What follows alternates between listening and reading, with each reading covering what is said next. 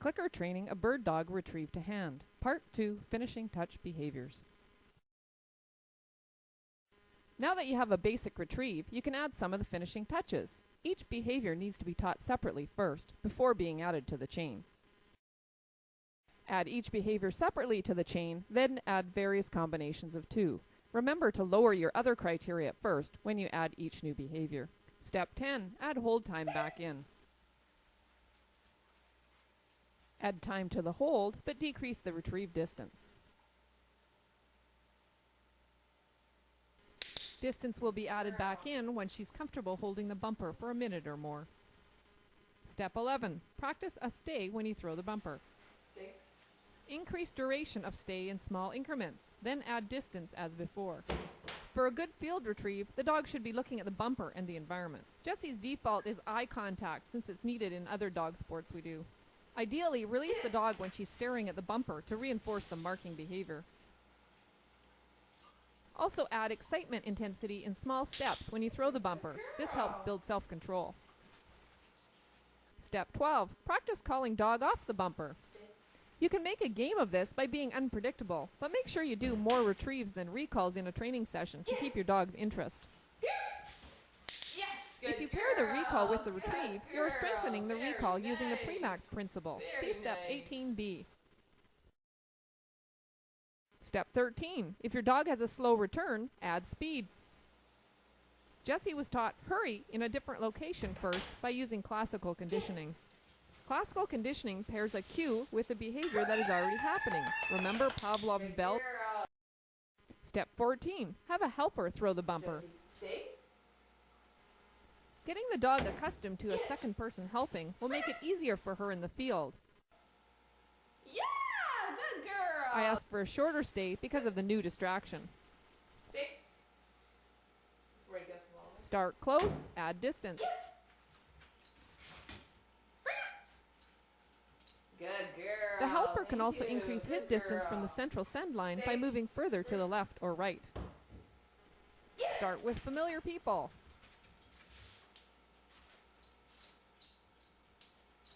Good girl.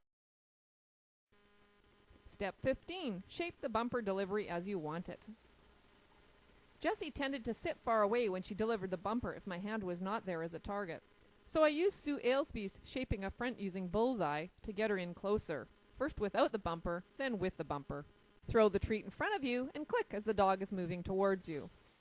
Over time, as long as you click while the dog is still moving, the dog will stop closer and closer to you. I move the lines closer and Jessie offers a foot over the new line. Step 16. Add the side delivery if you want it. Very nice. Next, start training the retrieve in a new location from the very beginning. Pretend your dog does not know the behavior in the backyard, in the front yard, in your hunting area. Reshape the nose touch, take, then hold.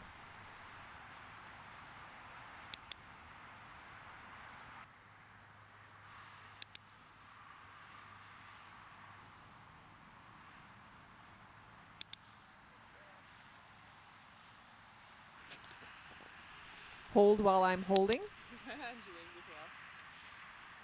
Take. Hold. Hold on her own.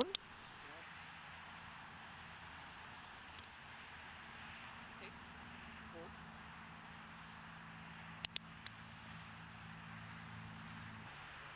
Take. Lift the bumper.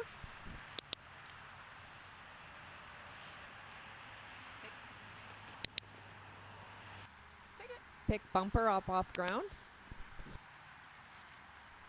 Bring to me. Take it. Take it.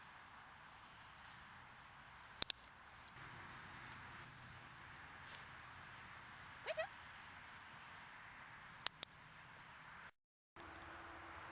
it. Short retrieve with no requirement to stay. Deliver to hand only.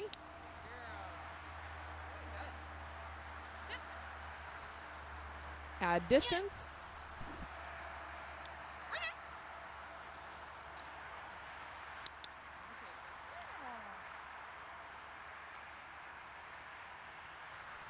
Longer distance, more enthusiasm in throw. Short stay, that she goofed. That was handler error. Too many criteria at once. And I got a speedy return and enthusiasm in the tail wag. Good girl. Very nice. Awesome. After being successful at many different locations, your dog will relearn the behavior chain more quickly. This is when generalization of behavior occurs. Step 17, train field stays. Sit, down, and stand. I use the Peck 300 method to increase the number of paces I take.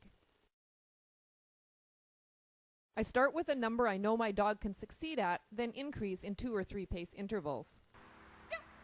If the dog gets up in the middle of a stay, I go back to a much easier number of paces.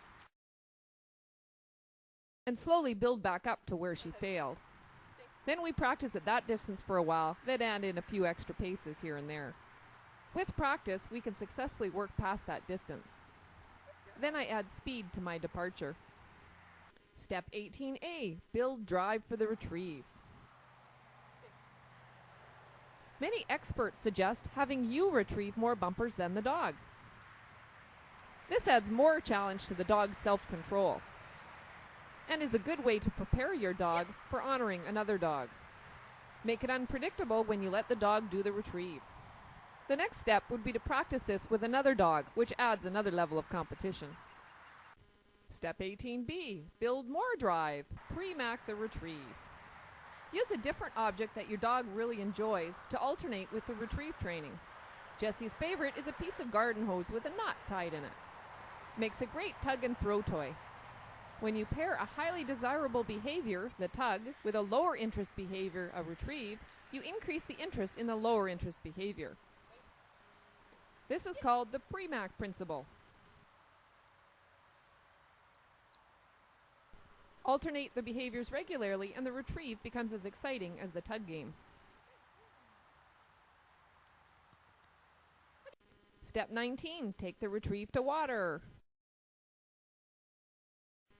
Choose a shallow body of water with a gradual entry. Ideally, the water should be warmed up. If it's too cold, it can be a deterrent to a first-time dog. This pond is about 35 feet in diameter and just deep enough that Jessie has to swim. Throw the bumper just to the water's edge. Shake, shake, shake. Straight out of the car and raring to go was probably not the best idea for a terrier.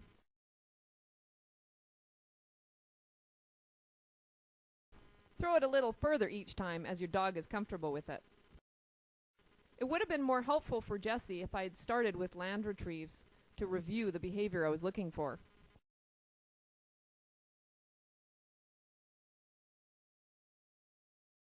We move to the other side to try again.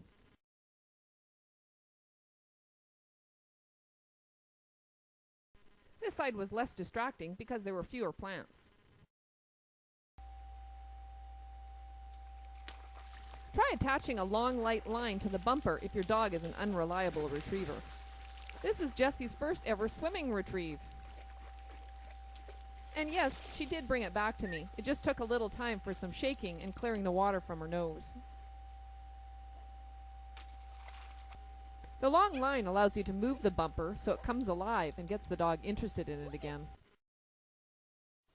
Jessie comes racing from around the other side of the pond to complete her retrieve.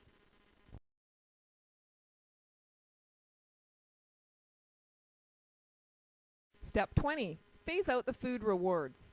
By now, the retrieve should be its own reward. The fun has only just begun.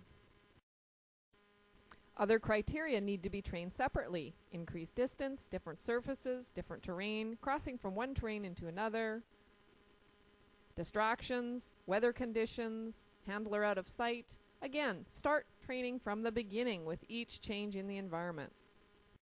Other retrieve-related training, marking, blind retrieves, directional changes, honoring other dogs, dead birds, crippled birds, sound of a gun, etc. It's very useful to keep a running log of each training session, what behavior you're working on, how many cued or uncued repetitions, success rate for cued reps, distance, duration,